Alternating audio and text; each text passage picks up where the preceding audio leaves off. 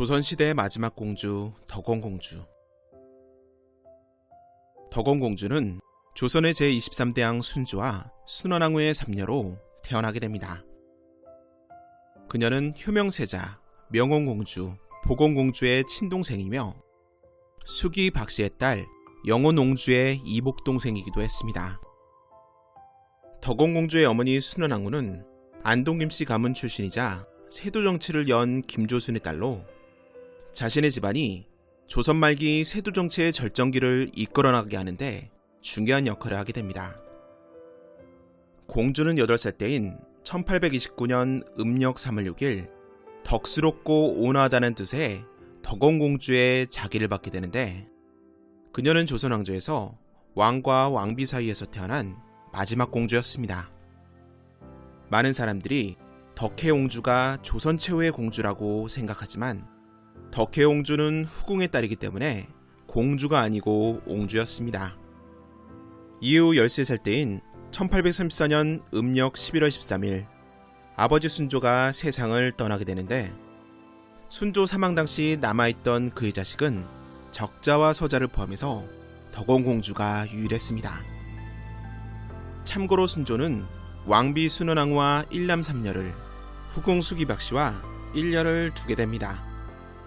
그러나 안타깝게도 1829년 영원옹주가 13세의 어린 나이로 죽고 말았고, 1830년에는 아들 효명세자가 세상을 떠났으며 1832년에는 보건공주와 명원공주가 불과 한 달 사이에 잇따라 세상을 떠나는 아픔을 겪게 됩니다. 이후 효명세자의 아들이자 세손인 헌종이 8살에 왕위에 오르고 난 뒤 그녀는 1387년 음력 8월 13일 판관을 지낸 윤치생의 아들 윤희선에게 16세에 시집을 가게 됩니다. 이때 윤희선은 남영희에 봉해집니다. 그녀의 남편은 선조 때 좌의정을 지내고 공신으로 책봉된 윤두수의 10대 손으로 어머니는 안동김 씨였습니다. 공주의 혼례는 보통 12세 전후에 이루어지지만 그녀가 13세가 되던 1834년에 아버지 순조가 세상을 떠나고 3년상을 치르면서 혼례가 늦어진 것입니다. 덕원공주의 살림집은 저동에 마련되어 저동궁이라고 불렸습니다. 당시 순원왕후가 공주와 사이에게 준 혼수발기는 딸을 보내는 어머니의 마음을 잘 보여줍니다.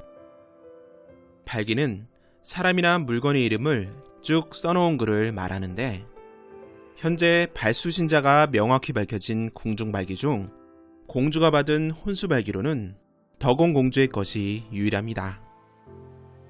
길이가 5m가 넘는 한글 혼수발기에는 놀이개, 비녀, 댕기 등의 장신구부터 사발대접 등의 그릇과 가위, 인두, 바느질 도구까지 살림에 쓰이는 온갖 물건이 갖춰져 있습니다. 이러한 혼수 물목을 통해 막내딸을 시집 보내며 아낌없이 주고픈 순원왕후의 마음을 알 수 있습니다.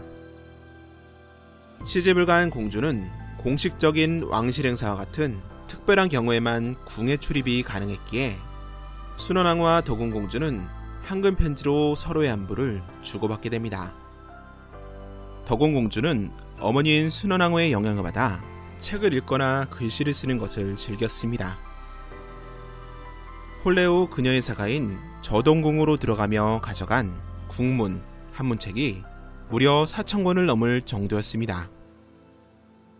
그러나 덕원공주는 안타깝게도 결혼한 지 7년 후인 1844년 음력 5월 24일 23세 나이로 요절하게 됩니다. 당시 공주의 조카인 헌종의 계비를 간택하는 행사가 있었기에 아이를 임신 중이던 덕원공주는 무거운 몸을 이끌고 경사를 치르기 위해 창경궁 통명전에 입궁하였고, 이때 점심으로 비빔밥을 먹고 급체하면서 사달이 난 것입니다. 위중해진 그녀는 사망하기 직전에 아이를 낳았는데 이 아이는 곧바로 사망하였고, 공주 역시 아이를 매장한 지 약 2시간 후에 세상을 떠나게 됩니다. 유일하게 남은 자식인 딸의 죽음을 본 순원왕후의 슬픔은 이루 말할 수 없었고, 이렇게 조선시대의 마지막 공주는 허망하게 세상을 떠나게 됩니다. 한편 덕원공주의 맷자리를 둘러싸고 순원왕후와 안동김씨 가문 간에 다툼이 있었음을 알 수 있는 왕비의 한글 편지가 남아 있습니다. 막내딸 덕원공주가 세상을 떠난 후 그녀가 묻히기로 한 맷자리를 놓고 안동김씨 가문에서 그곳은 왕기가 있기에 앞으로 능소가 쓸 것이므로 공주의 묘로는 쓸 수 없다고 반대하자 순원왕후는 몹시 분개하여 가문에 대한 서운함을 토로하게 됩니다. 덕원공주의 남편 윤희선은 공주가 요절한 이후에도 43년을 더 살다가 1887년 음력 12월 29일 세상을 떠나게 됩니다. 덕원공주가 입었던 의복 중 원삼, 당이, 장옷, 삼회장 저고리, 누비 저고리 등이 현재 남아 있습니다. 이것들은 남편 윤희선의 일가 친척인 윤영구가 자식이 없었던 윤희선과 덕원공주의 양자가 되어 가문을 잇게 되고 그 딸인 윤배경이 물려받아 보관하고 있던 것들입니다. 덕원공주의 자적 당인은 대한민국의 중요 민속문화재 제1호로 지정되었으며 다른 의복들은 1987년 2월 12일 서울특별시의 중요민속자료 제211호로 지정됩니다.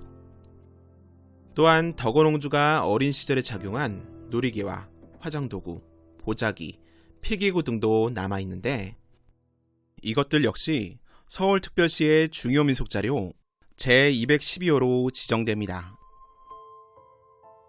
2018년 4월 18일 덕원공주의 인장이 미국 뉴욕 경매에 출품됩니다.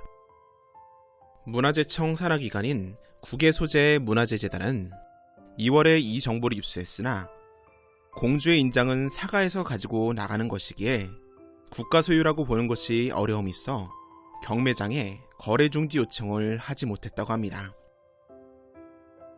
하지만 문화재청의 위일마다 비밀리에 국외소재 문화재단의 관계자가 참가하여 공주의 인장을 23만 7,500달러에 낙찰을 성공합니다. 인장을 소장하고 있던 사람은 미국인으로 1970년대에 구입했다고 밝혔고 정확히 언제 어떻게 한국에서 미국으로 반출된 것인지는 확인되지 않습니다. 덕원공주가 역사적으로 중요한 인물이고 인장의 가치가 높기 때문에 이 환수는 큰 의미를 가지게 됩니다. 또한 2018년 11월에는 덕원공주 집안의 한글 자료를 미국에서 매입해 환수하게 되는데 그중 자경정기는 덕원공주의 친필서적으로 특별한 의미를 지니게 됩니다. 조선 제22대왕 정조는 어머니 해경공 씨를 위해 창경궁의 양화등 옆에 자경전을 짓게 됩니다. 여기서 자경은 해경궁의 장수를 기원하는 뜻을 담고 있으며 이를 통해 어머니에 대한 효를 엿볼 수 있습니다. 이후 정조의 아들 순조는 법적인 어머니인 정조비 효의왕후의 명으로 자경전기를 쓰게 되었는데 이는 자경전의 유래와 당시 모습 등을 알 수 있는 자료가 됩니다. 이러한 자경전기를 순조의 딸인 덕원공주가 어머니인 순원왕후의 명으로 아름다운 한글 공채를 손수 적게 되면서 이들 부녀의 자경전기는 더욱 특별해집니다.